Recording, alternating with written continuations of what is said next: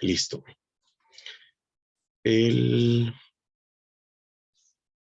La clase pasada vimos propiedades del proceso Poisson, algunas propiedades como por ejemplo que la suma de Poissones independientes es Poisson.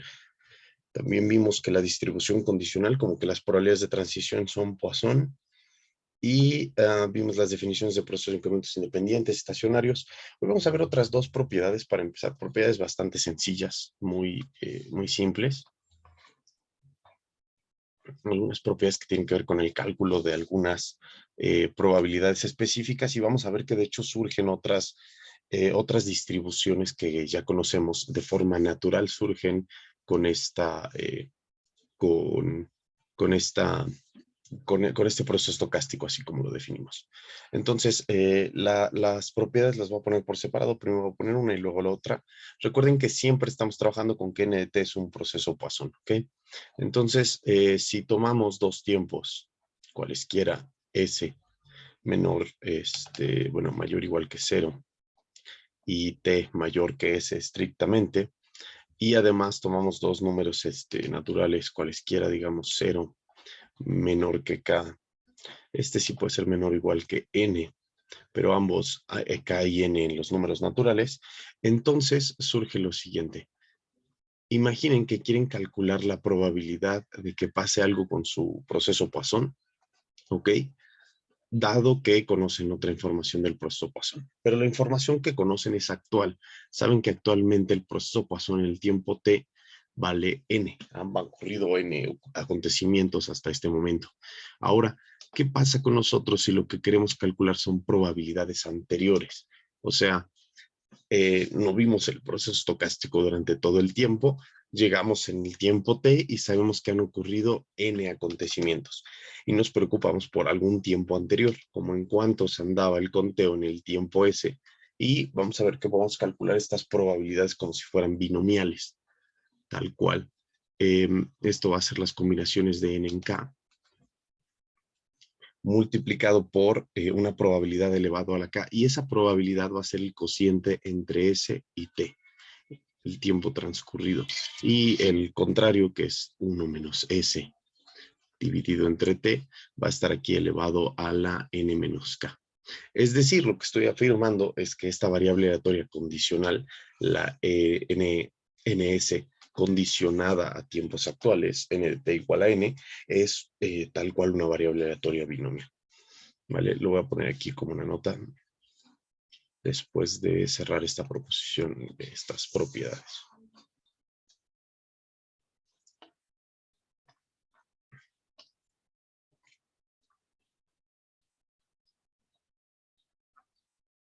Esto significa que la variable ns condicionada a n de t igual a n, siempre y cuando s sea menor que t, ¿ok? Estrictamente menor que t, y n sea cualquier número natural, tiene una distribución binomial de parámetro s entre, bueno, de parámetros n y s entre t. Ok, lo cual pues tiene algo de sentido porque es una variable que me va a decir cuántos de los eventos que son n ya han ocurrido hasta el tiempo s.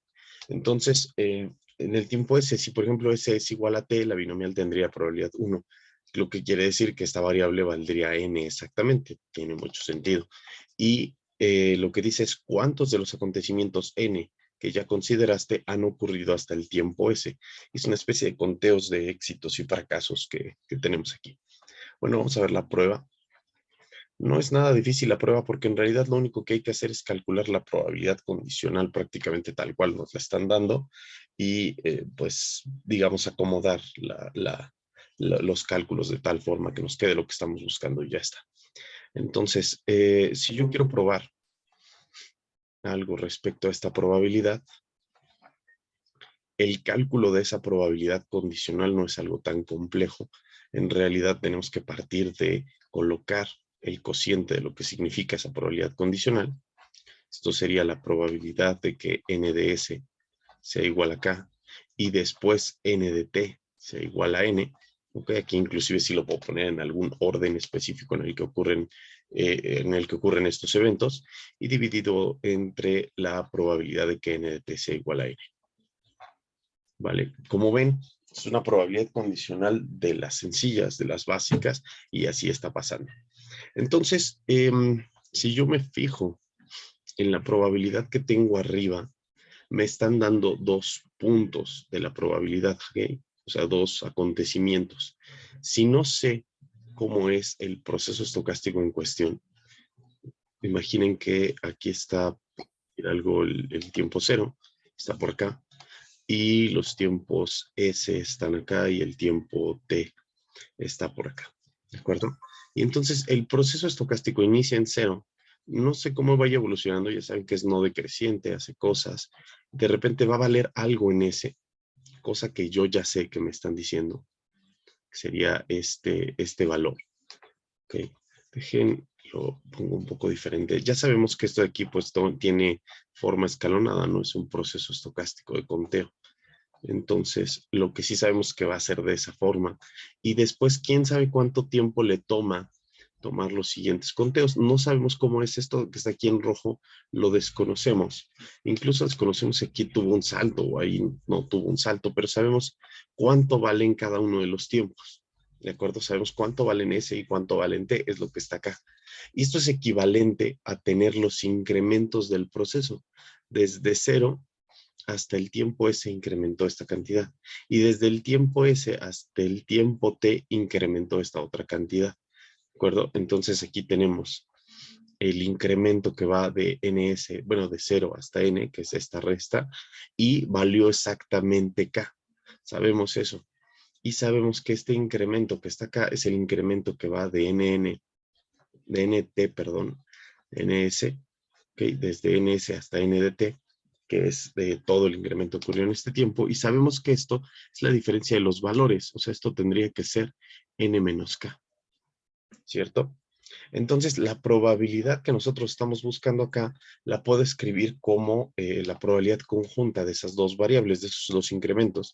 Si ocurren así como yo estoy diciendo, es lo mismo que está pasando acá arriba. N de S menos N de 0 es igual a K, y al mismo tiempo el otro incremento, N de T menos N de S, es igual a N menos K. ¿Okay? Ahí está la probabilidad.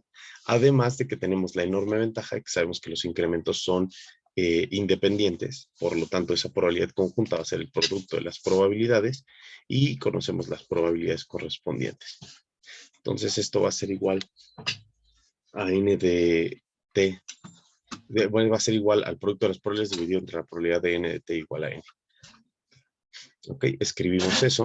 Esta es la probabilidad de que NS menos N0 sea igual a K, multiplicado por la probabilidad de que N de T menos N de S sea igual a N menos K.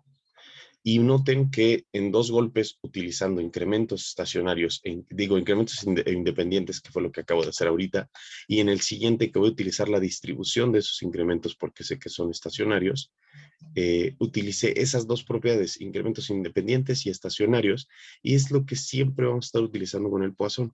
¿Ok? Nos da la respuesta a casi cualquier cosa que necesitemos del Poisson. Y ahora escribimos las tres distribuciones Poisson que tenemos ahí metidas. En ese cociente tenemos tres variables aleatorias Poisson.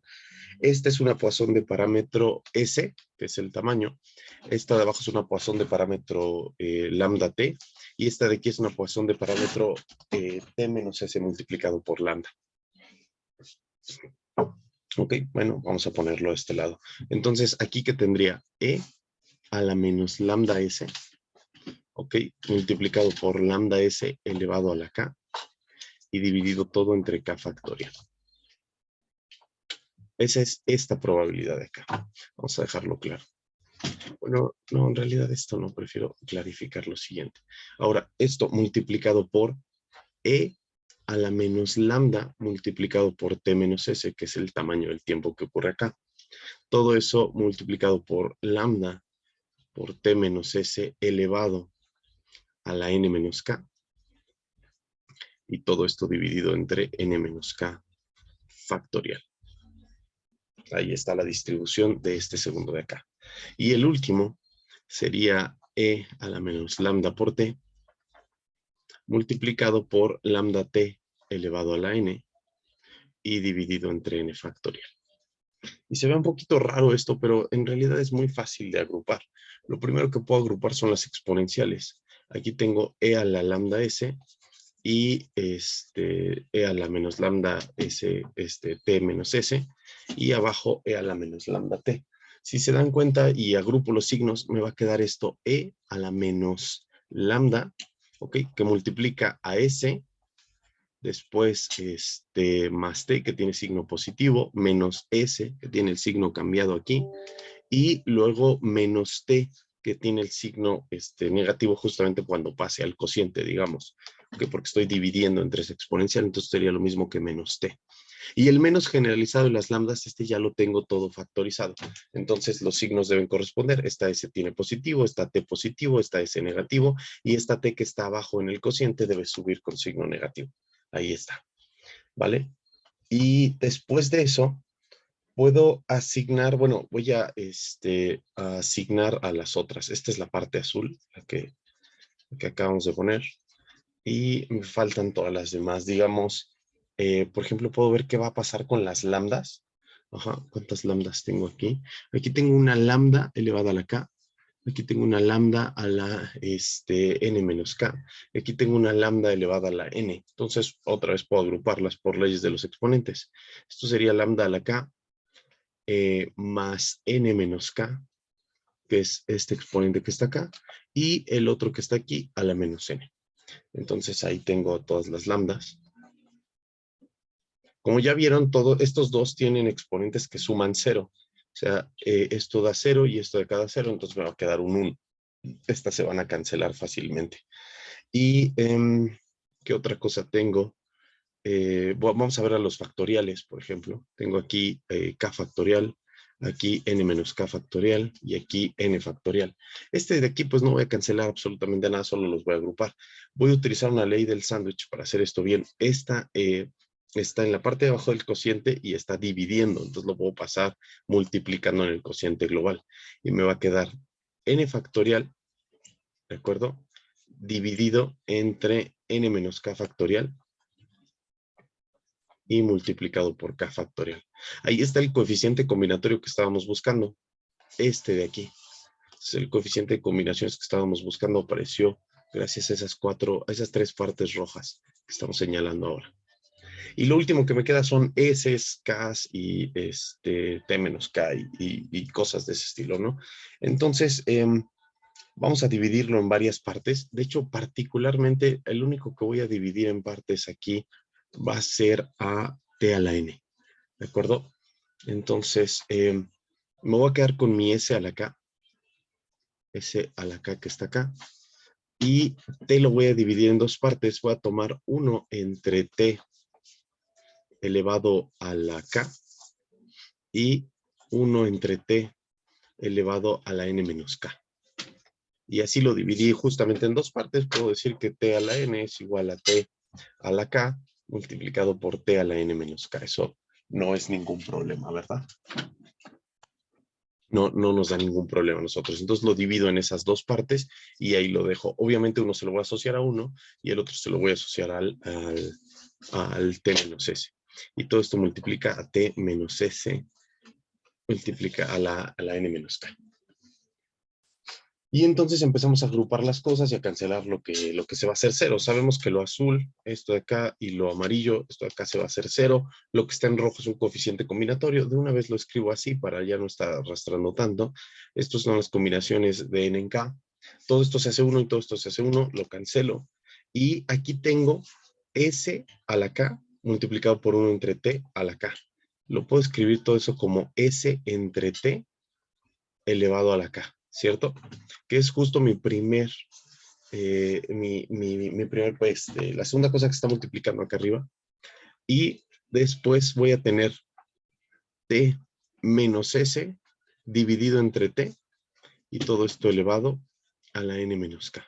Y bueno, ya se imaginarán que de aquí pues t menos s entre t pues les da 1 menos s entre t cuando reparte este cociente como debe hacerse, ¿no? Y ya está. Terminamos esto de acá demostrando que esta es una probabilidad binomial, justamente como lo queríamos hacer desde el principio, ¿no? Entonces, estas condicionales como inversas para calcular el pasado, las probabilidades del pasado, dado que conocemos ciertas situaciones, resultan ser binomiales, como vemos acá. Y la prueba no es difícil, solamente es agrupar los términos correctamente, repartirlos y obtenemos precisamente distribuciones binomiales. ¿Alguna duda?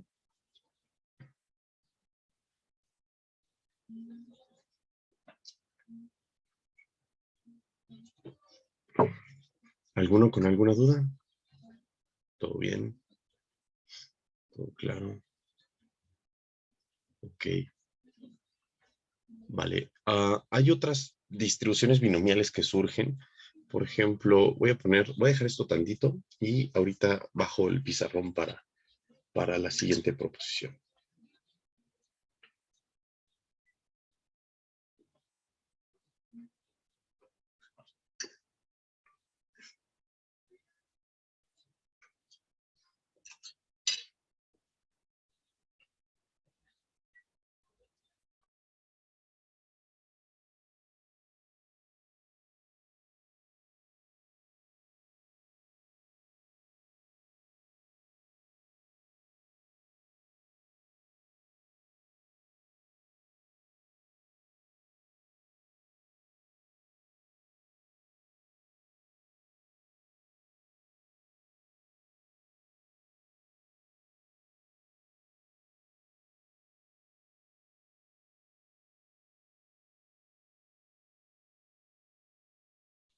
Listo. Vamos a bajar para la siguiente proposición. Esta de acá solo la voy a escribir porque en realidad es un ejercicio de la guía, creo. Y si no, bueno, pues se los dejo como un ejercicio de la guía. Em, Me da otras distribuciones binomiales. Si yo tengo dos procesos Poisson, digamos n de t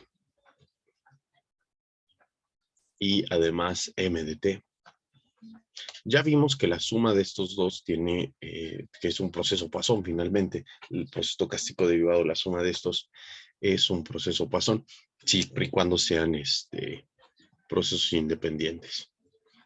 Entonces, dos procesos Poisson independientes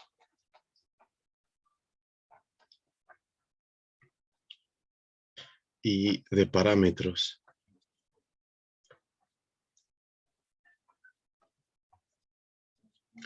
lambda 1 y lambda 2, respectivamente, ¿no?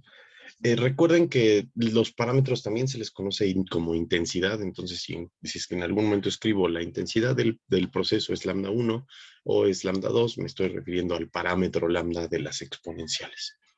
Y bueno, la proposición lo que me dice es que puedo obtener otra binomial de la siguiente forma. Yo podría, imaginen, calcular la probabilidad de uno de estos dos procesos, digamos del n de t, calcular la probabilidad de que valga, digamos, k. ¿Ok? Y esto condicionado a que conozco el valor de la suma de los procesos estocásticos.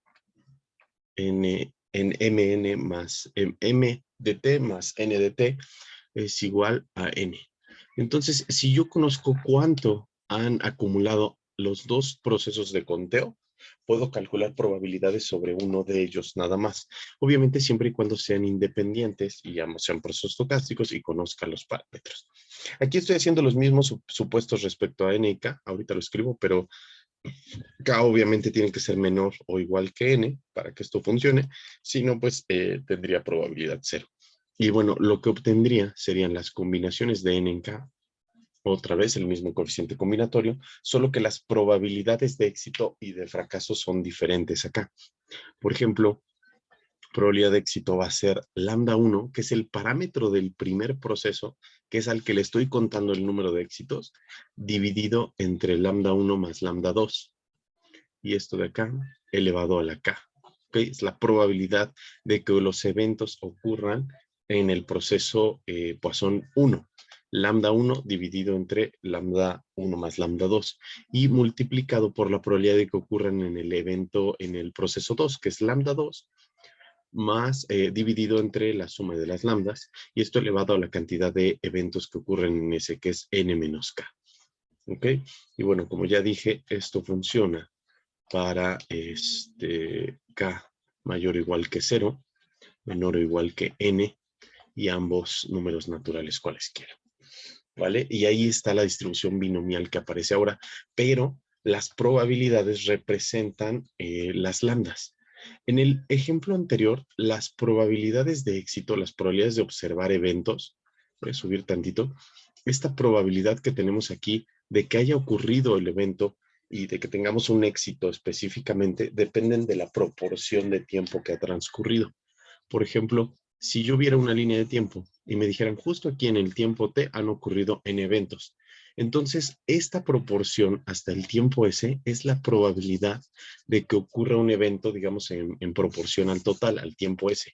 Entonces, si esto ha ocurrido, por ejemplo, el 90% del tiempo, lo más probable es que el 90% de los elementos ya hayan ocurrido. Eso es lo que vamos a tener.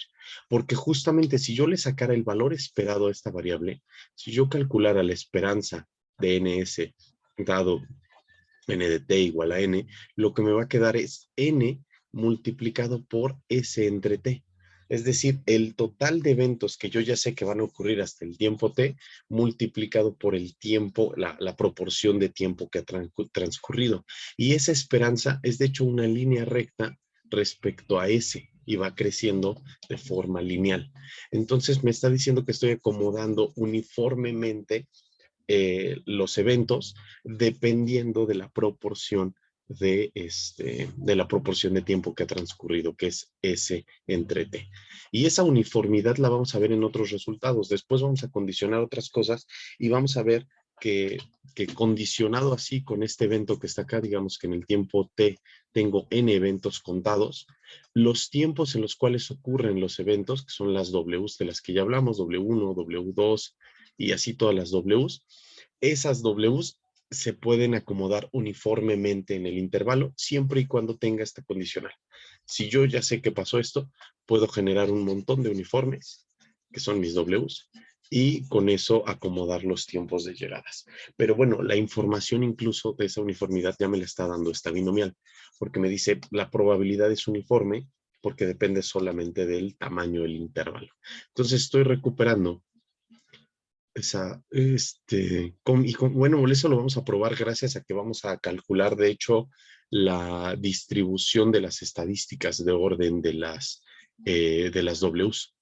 Entonces, si te refieres a las de las Ws que son uniformes, lo vamos a ver en clase, vamos a ver la prueba completa, pero vamos a ver la función de distribución conjunta de las Ws condicionada a esta de acá, y las vamos a ver como si fueran unas estadísticas de orden, gracias a que de hecho son variables aleatorias ordenadas.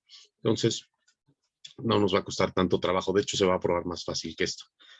Y esta de acá, que ustedes tienen que hacer de tarea, pues lo que tienen que hacer es calcular la probabilidad condicional directamente. Pongan el cociente de las probabilidades, dividan entre lo que está condicionando, y les va a quedar algo muy similar a esto, porque ya saben que el cociente entre estos dos, digo, la conjunta entre estos dos, tienen ahí ciertos grados de independencia. Entonces, la conjunta entre estos dos eventos les va a quedar muy similar, porque van a tener el evento en el cual n de t es igual a k, y además m de t es igual a n menos k. Y dividen, porque son independientes, en los dos eventos, las dos probabilidades, luego dividen entre la probabilidad de esto de acá, agrupan como hicimos nosotros acá arriba, exactamente así las dos Poisson, cancelan las exponenciales, cancelan las lambdas, y bueno, las lambdas ahora no las van a poder cancelar, lo que van a poder cancelar son los factoriales, y una vez que terminen con eso, les va a quedar justo de esta forma que tienen ahí, como este coeficiente binomial que está acá.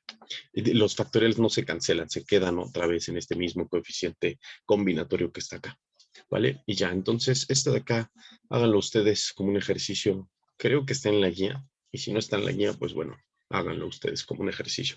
No es nada complicada. Esta segunda proposición o propiedad, la pueden ustedes, la pueden demostrar exactamente igual que como lo que yo acabo de hacer allá arriba, ¿vale? ¿Alguna duda? Y lo de las uniformes lo vamos a ver más adelante, todavía nos falta un poquito más.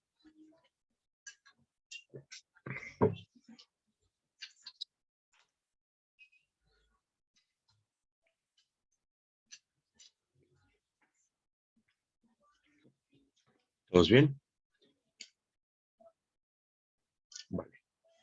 Entonces, permítanme un segundo.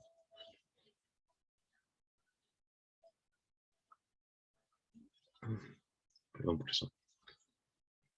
Ok, entonces ahora, después de estas proposiciones ya vimos algunas de las propiedades básicas que tiene el proceso Poisson, ya lo conocemos bastante bien, con eso ya pueden calcularle prácticamente cualquier cosa que les interese respecto a este proceso estocástico. Y ahora para nosotros va a seguir ver las otras definiciones. Entonces voy a ver si podemos alcanzar a probar ciertas equivalencias de las definiciones, pero cuando menos sí vamos a poder ver la tercera definición de proceso Poisson. Entonces, vamos con eso.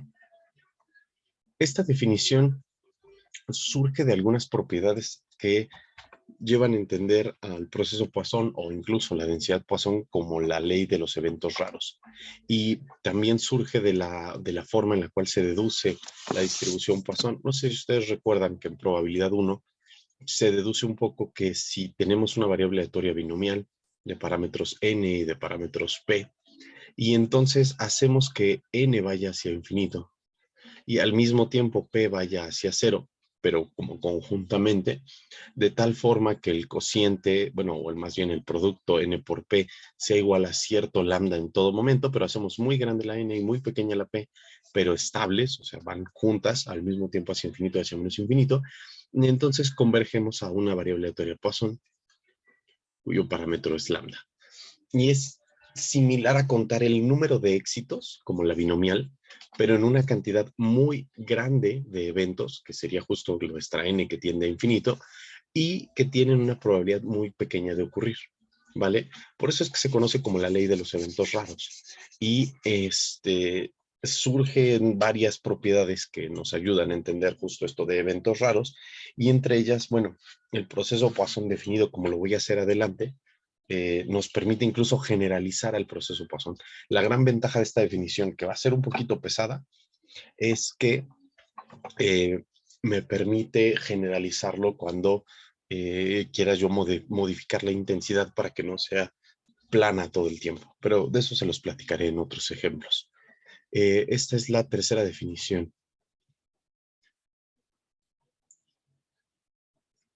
de proceso Poisson.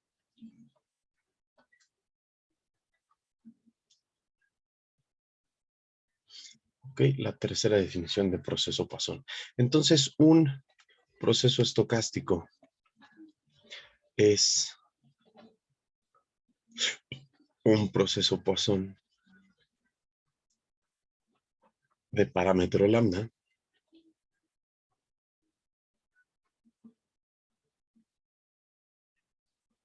si se cumple que, bueno, van a ser 7 propiedades las que vamos a tener que pedir para esto. Entonces voy enunciándolas acá. Y son las siguientes. 1, el soporte del proceso estocástico, como ya sabemos, para n para t mayor o igual que 0, este soporte son los números naturales, ¿ok? Entendiendo nosotros los naturales como los números 0, 1, 2 y así sucesivamente. Punto número 2. Si tenemos dos valores en el tiempo, digamos S menor que T, entonces el proceso estocástico en tiempo S, la variable n de T, n de S, es menor o igual que la variable n de T. Estas dos cosas que están aquí constituyen todo lo que entendemos como un proceso de conteo creciente, ¿okay? Un proceso de conteo acumulativo. Son las dos propiedades que le pedimos. Y el punto número 3, voy a agregar además que n de 0 sea igual a 0 para que empecemos a contar en tiempo en 0 para el tiempo 3. Estas tres propiedades de aquí son las propiedades de un proceso de conteo.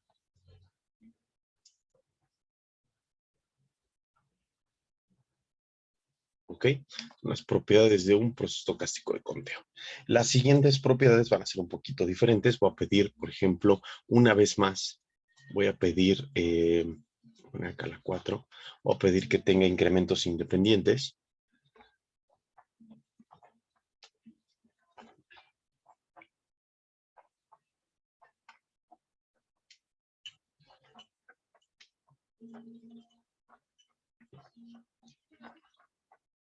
Okay, que tenga incrementos independientes. Voy a pedir que tenga incrementos estacionarios.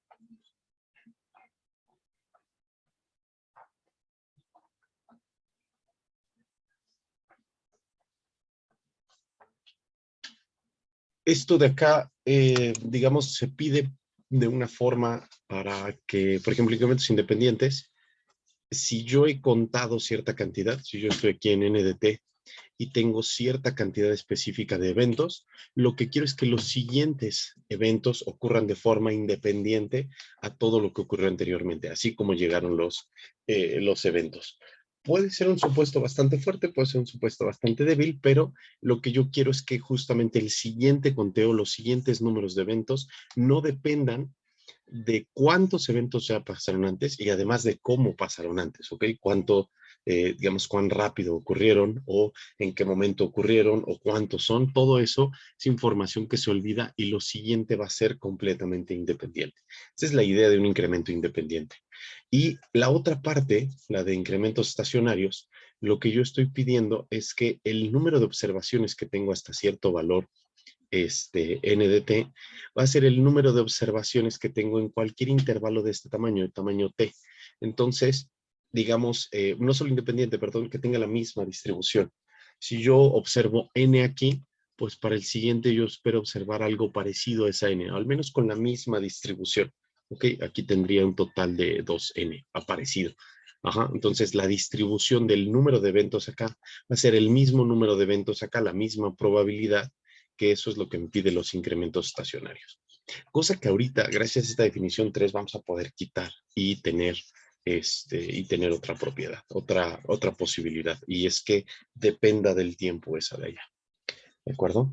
Esta parte de la definición, bueno, pues es parte de las propiedades de la definición número 2 del proceso Poisson. Ya lo conocemos. Bueno, no es toda la definición, solo es una parte de la definición, además de ser un proceso de conteo y que tenga la distribución Poisson. Pero aquí no estamos diciendo que sean incrementos estacionarios y que la distribución sea Poisson.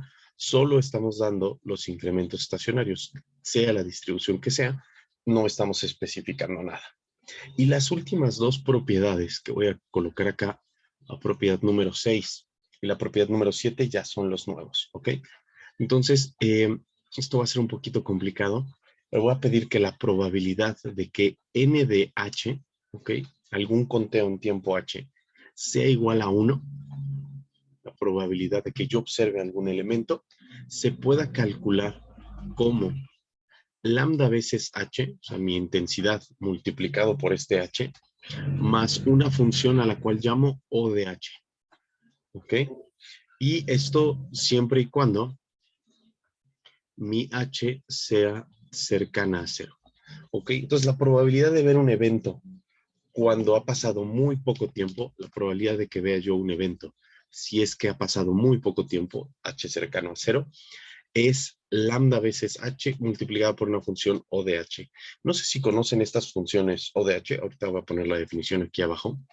Y el punto número 7 es que la probabilidad de que yo observe en el tiempo h, otra vez h cercano a 0, 2 o más eventos, esto va a ser tan pequeño como una O de h, que no es exactamente la misma, solo es otra función que cumple las propiedades de ser una función O de h.